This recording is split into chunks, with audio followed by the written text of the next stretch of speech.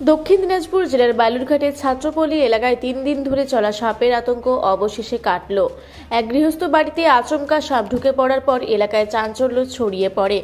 বাড়ির মালিক সহ এলাকাবাসী বিষয়টি নিয়ে আতঙ্কিত হয়ে পড়েন। খবর দেওয়া হয় সর্পপ্রেমী ও সর্প বিশারদ অতনু ঘোষকে। তিনি দ্রুত ঘটনাস্থলে পৌঁছে সাপটিকে উদ্ধার করেন।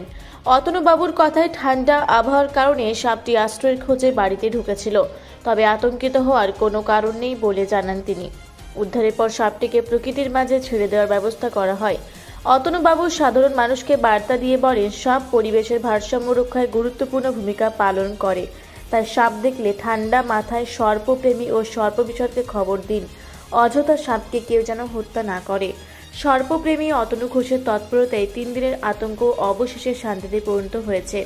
সর্প বিশেষজ্ঞদের মতে, সাপের সঙ্গে শান্তিপূর্ণ সহাবস্থান বজায় রাখাই পরিবেশের ভারসাম্যের জন্য জরুরি। আজকে ছাত্রপল্লী এলাকাতে এলেন, কি ছিল, কি উদ্ধার করলেন? এখানে একটা বাড়িতে 2-3 দিন ধরে সাপটা ঘুরে বেড়াচ্ছে, তো সেই সাপটাকে এর আগে উদ্ধার করতে এসেছিলাম, তখন উদ্ধার করতে পারিনি।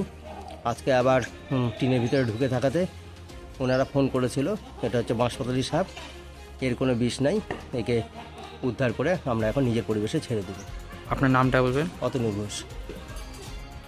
বালুরঘাট থেকে বিদ্যুৎ কুমার মাহাতোর রিপোর্ট, রূপসী বাংলা মিডিয়া।